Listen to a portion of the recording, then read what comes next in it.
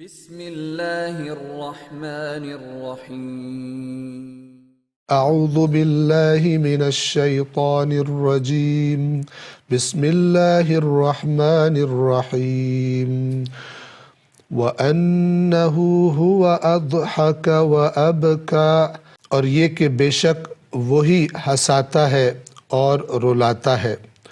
وَأَنَّهُ هُوَ أَمَاتَ وَأَحْيَا، اور یہ کہ وہی موت دیتا ہے اور وہی زندگی دیتا ہے۔ صدق اللہ العلی العظیم۔ گزشتہ درس میں لفظ حیات کے زندگی کے مختلف معانی بیان کیے جا رہے تھے۔ قوت نامیہ، قوت احساس، قوت عاقلہ۔ چوتھا معنی جو ہم نے کیا تھا وہ تھا ایسی زندگی جس میں کوئی غم، کوئی پریشانی، کوئی مصیبت، کوئی مشکل نہ ہو، غموں کا دور ہو جانا۔ پانچواں معنی، یہ بھی لفظ حیات کا ایک خاص معنی میں استعمال ہے، اور اس سے مراد آخرت کی وہ دائمی زندگی جو کہ علم، عقل اور اس کے بعد عمل کے ذریعے سے حاصل ہوتی ہے۔ آخرت کی دائمی زندگی۔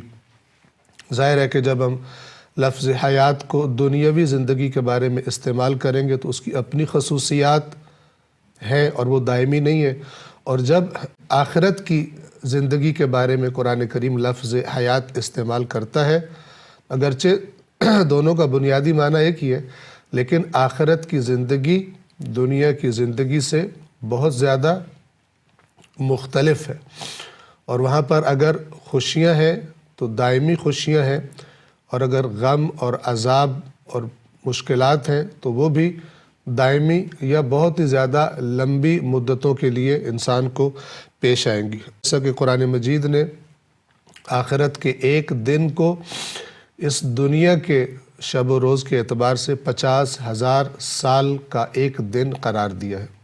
آخرت کی دائمی زندگی کے معنی میں قرآن مجید میں سورۃ الفجر آیت نمبر 24 میں فرمایا، یقول یا لیتنی قدمت لحیاتی۔ قیامت کے دن اللہ کا نافرمان غفلت میں دنیاوی زندگی گزار دینے والا کیا کہے گا؟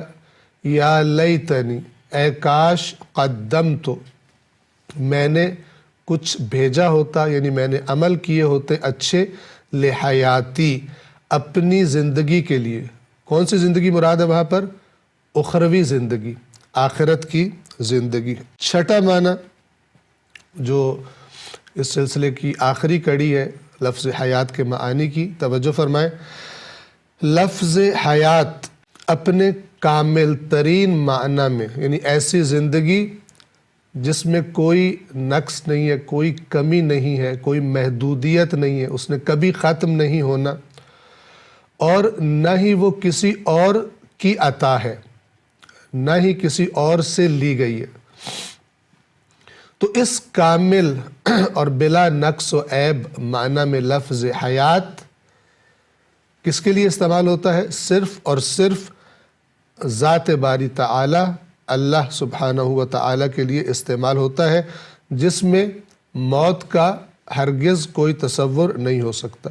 سورۃ الفرقان کی آیت نمبر 58 میں فرمایا، وَتَوَكَّلْ عَلَى الْحَيِّ الَّذِي لَا يَمُوتُ، اور توکل کر اس زندہ پر کہ جو نہیں مرے گا، جس کو موت نہیں آئے گی۔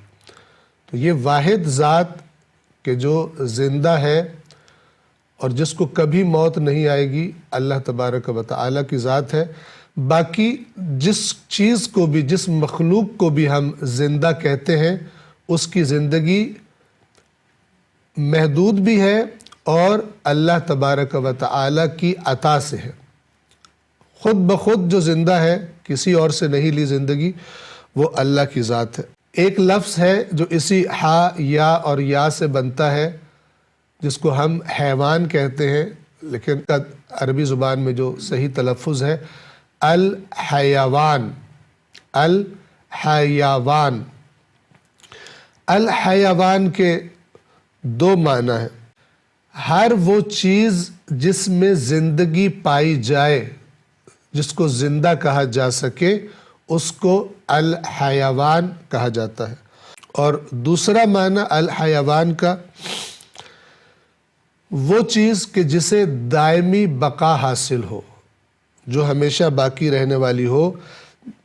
اور اس معنی میں سورۃ العنکبوت کی آیت نمبر 64 میں فرمایا وَإِنَّ الدَّارَ الْآخِرَةَ لَهِيَ الْحَيَوَانُ، اور یقیناً آخری گھر، جس کو ہم ترجمہ کرتے ہیں آخرت کا گھر یعنی اگلی دنیا، لَهِيَ الْحَيَوَانُ، یقیناً وہی زندگی ہے۔ حیوان تاکید کے ساتھ کہا گیا لَهِيَ الْحَيَوَانُ، یقیناً وہی اصل زندگی ہے، کیونکہ اس میں پھر موت کا تصور نہیں ہوگا اور وہ دائمی رہے گی۔ لَوْ كَانُوا يَعْلَمُونَ، اگر ان کو اس بات کا علم ہوتا۔ اس کے ساتھ ہی ایک اور لفظ کا معنی ہم کر دیں جو ہا، یا اور یا سے بنتا ہے، اور وہ ہے لفظ حیا، جس کی ضد بے حیائی کہا جاتا ہے۔ حیا کا مطلب کیا ہے؟ یعنی نفس کا بری باتوں سے تنگ آ کر انہیں ترک کر دینا، نفس کا بری باتوں سے دوری اختیار کر لینا، بری باتوں کی طرف مائل نہ ہونا، اس کیفیت کو حیا کہتے ہیں۔ جس میں ہو یہ صفت، جب بھی کسی ایسے کام کے سامنے جاتا ہے اور اس کے سامنے وہ کام آتا ہے تو وہ اس سے حیا کرتا ہے، یعنی اسے ترک کر دیتا ہے۔ اس کا نفس اس ترک کرنے کا، برائی کو ترک کرنے کا عادی ہو چکا ہوتا ہے، بے حیائی کو ترک کرنے کا عادی ہو چکا ہوتا ہے۔ اس صفت کو حیا کیوں کہا گیا؟ گویا کہ اس لفظ میں یہ اشارہ ہے کہ جس میں یہ ہو در حقیقت وہی زندگی ہے۔ بے حیائی کی زندگی گویا کہ صحیح زندگی نہیں ہے۔ الحیا زندگی سے نکلا ہے، زندگی کے معنی سے، با حیا زندگی ہی گویا اچھی اور صحیح زندگی ہے۔ وَأَنَّهُ هُوَ أَمَاتَ وَأَحْيَا، تو ہم نے لفظ حیات کا دقیق معنی بھی اور یہ کن معانی میں استعمال ہوتا ہے وہ بیان کر دیا۔ اب اگر موت کا معنی ہم کرنا چاہیں تو سادہ لفظوں میں یہ ہے کہ موت حیات کی ضد ہے، اور جس طرح لفظ حیات مختلف معانی میں استعمال ہوتا ہے، موت بھی خود بخود چونکہ اس کی ضد ہے انہی معانی میں استعمال ہوگی۔ مثلا قوت نامیہ کا زائل ہو جانا، چلے جانا، یہ موت کہلائے گا۔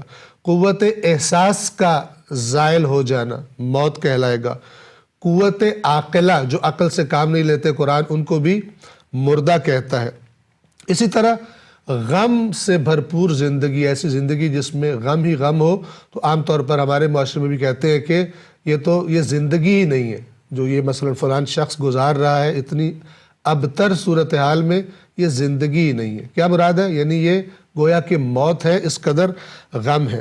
اسی طرح موت کا لفظ بعض اوقات نیند کے معنوں میں بھی استعمال ہوتا ہے، اور کہا گیا کہ النوم اخو الموت، نیند موت کا بھائی ہے، یعنی نیند کی حالت میں بھی انسان کی حالت تقریباً مردہ کی طرح ہو جاتی ہے۔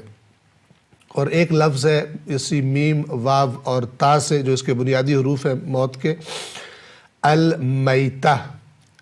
میتہ کسے کہتے ہیں؟